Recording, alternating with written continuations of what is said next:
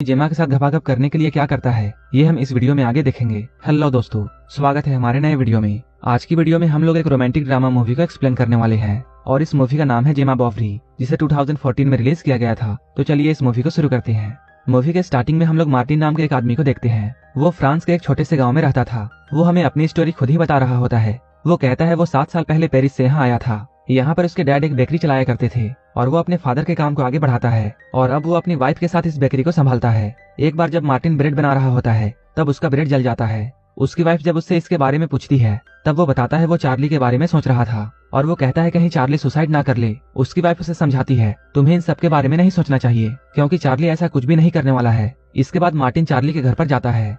यहाँ पर चार्ली अपनी वाइफ जेमा का सामान जला रहा होता है। जेमा का हस्बैंड उसके सामान को क्यों जला रहा था ये हम इस मूवी में आगे जानेंगे।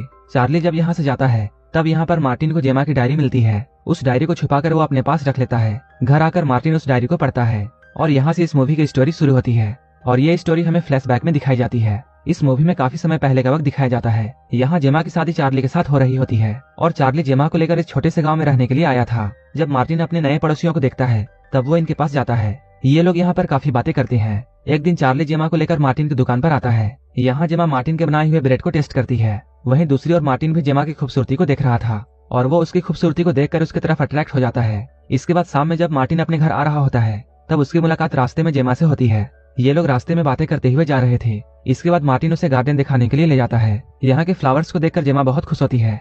रात में चार्ली मार्टिन के पास आता है और उससे वो कहता है उसके घर की बिजली चली गई है। इसके बाद मार्टिन उसके साथ उसके घर पर जाता है और वहाँ जाकर वो बिजली को ठीक कर देता है। तभी यहाँ मार्टिन की वाइफ भी उसे ढूंढते हुए आ जाती है। इसके बाद ये चारों मिलकर ड्रिंक करते हैं। ड्रिंक करते हुए मार्टिन बस जेमा को ही देखे जा रहा था। इन्हें ऐसे रहते हुए काफी दिन गुजर जाते हैं। एक दिन जेमा मार्टिन की बेकरी पर आती है और वो मार्टिन की ब्रेड्स की तारीफ करती है। मार्टिन उससे पूछता है क्या तुम्हें ये जानना है कि मैं इन ब्रेड्स को कैसे बनाता हूँ। जेमा इन ब्रेड्स को बनते हुए देखने के लिए हाँ कहती है। इसके बाद मार्टिन उसे पीछे वाले कमरे में ले जाता है जहाँ पर वो ब्रेड्स बनाया करता था। जब जेमा ब्रेड्स बना रही होती है तब मार्टिन उससे पूछता है तुम्हें इन्हें बनाने में कैसा लग रहा है। जेमा उससे कहती है मुझे इन्हें बनाने में बहुत मजा आ रहा है। मार्टिन इसी रूम में ब्रेड्स बनाया करता था, इसलिए इस रूम में बहुत गर्मी थी। गर्मी की वजह से जेमा अपना स्वेटर उतारती है। ये सब देखकर मार्टिन अपने आप पर काबू नहीं कर पा रहा था और उसके मन में हवस जागने लगती है और वो यहाँ जेमा को देखे जा रहा था। मार्टिन अपने दुकान के बाद अपना ज्यादा वक्त अपने फैमिली को देता है। जब एक बार वो अपनी बेकरी जा रहा होता है तब उसे रास्ते में जेमा मिलती है। मार्टिन उससे पूछता है तुम इतने दिनों से ब्रेड खरीदने क्यों नहीं आ रही हो।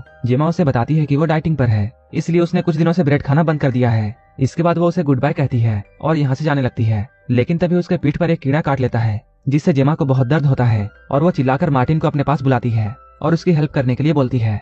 मार्टिन उसकी हेल्प करने लगता है और वो उसके कपड़े को हटाकर कीड़े को ढूंढता है। मार्टिन जेमा से कहता है तुम्हें एक जहरीले कीड़े ने काट लिया है और मुझे इसका जहर चूस के बाहर निकालना होगा। जेमा उसे जल्दी से वैसा करने के लिए बोलती है। इसके बाद मार्टिन बिना वक्त गंवाए उस कीड़े के जहर को बाहर निकालने लगता है। इन दोनों को ऐसा करते हुए देखने में काफी अजीब लग रहा था। उसी वक्त एक लड़का वहाँ आता है। वो इन दोनों को ऐसा करते हुए देखता है और वो मार्टिन के पास जाकर उससे ये पूछता है तुम इसके साथ क्या कर रहे हो। इसके बाद मार्टिन उस लड़के को सारी बातें समझा रहा होता है, लेकिन तभी जेमा बेहोश हो जाती है। इसके बाद ये दोनों उसे हॉस्पिटल लेकर जाते हैं। डॉक्टर उसका ट्रीटमेंट करता है और वो उससे कहता है तुम जल्द ही ठीक हो जाओगी।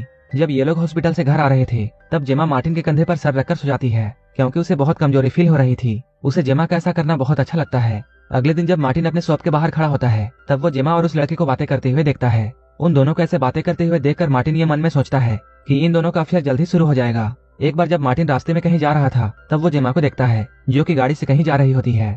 इसके बाद मार्टिन उसका पीछा करने लगता है। मार्टिन देखता है जेमा उस लड़के के घर पर जा रही थी जिसका नाम हार्व है। मार्टिन उन दोनों को साथ में देखकर बहुत शौक होता है। मार्टिन को पहले ऐसा लगता है जैसे जेमा हार्व के साथ वाइन पीने के लिए गई होगी क्योंकि हार्व ने उसकी मदद की थी, लेकिन असल में जेमा हार्व के साथ घपाघप करने के लिए गई थी। उसी रात मार्टिन जेमा के घर पर डिनर करने के लिए आता है। तभी वो जेमा के गले पर लव बाइट देखता है। इस बाइट के निशान को देखकर मार्टिन समझ जाता है हार्व ने जेमा के साथ मिलन क्रिया कर दिया है। ये देखकर मार्टिन बहुत सैड होता है क्योंकि वो जेमा को बहुत पसंद करता था। अगले दिन मार्टिन हार्व के पास जाता है और वो उससे बातें करता है। हार्व उसे बताता है वो आजकल पढ़ाई में ज्यादा ध्यान नहीं दे रहा है। तब मार्टिन उससे कहता है तुम्हें अपनी गर्लफ्रेंड को यहाँ बुला लेना चाहिए ताकि वो तुम्हारी पढ़ाई में तुम्हारी मदद कर सके।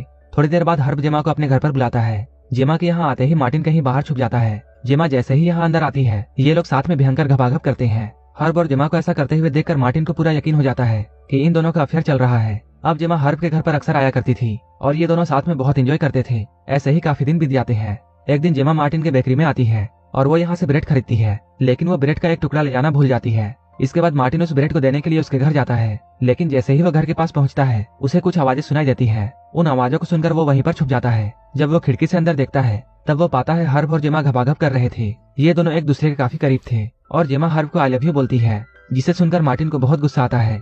अगले दिन फिर से जेमा हर्ब के घर पर जाती है और ये दोनों जबरदस्त पेलन क्रिया करते हैं। ये लोग घबाघब करते हुए इतने खो जाते हैं कि इन लोगों से हर्ब के मॉम की एक कीमती मूर्ति टूट जाती है। ये देखकर जेमा कहती है वो अपने हस्बैंड से कहकर इस मूर्ति को ठीक करवा देगी। जाते हुए जेमा हर्ब को ये बोलती है हम दोनों को यहाँ से भागकर लंदन चले जाना चाहिए। इसके बाद हम लोग देखते हैं जेमा को एक लेटर मिलता है। उस लेटर को पढ़ने के बाद जेमा हर्ब से मिलने के लिए उसके घर पर जाने लगती है। इधर हर्ब की मॉम जब अपने घर पर आती है तब उन्हें उनकी कीमती मूर्ति नहीं मिलती है।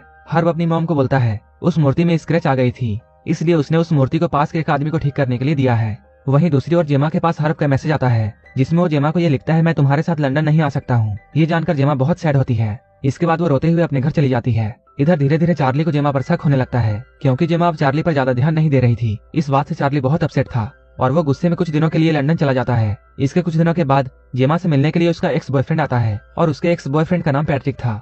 कुछ देर बाद मार्टिन इन दोनों को सड़क पर किस करते हुए देखता है। ये देखकर मार्टिन समझ जाता है कि जेमा को क्या चाहिए। इसके अगले दिन पैट्रिक जेमा के घर पर आता है। जब ये लोग एक दूसरे से बातें कर रहे होते हैं उसी वक्त चार्ली भी अपने घर वापस आ जाता है। जैसे ही वो अपने घर पर अंदर जाता है वो भागता हुआ फिर से बाहर आता है और वो मार्टिन से हेल्प मांगता है। इसके बाद मार्टिन जब चार्ली के घर पर अंदर जाता है तब वो जेमा को मरा हुआ देखता है। उसे देखकर मार्टिन बहुत शॉक होता है। कुछ ही देर बाद पुलिस यहाँ आ जाती है और वो जेमा की बॉडी को पोस्टमार्टम के लिए ले जाती है। इसके बाद जब जेमा की पोस्टमार्टम की रिपोर्ट आती है तब मार्टिन को यह बात पता चलती है कि जेमा की मौत उसके गले पर ब्लेड फंसने से हुई थी।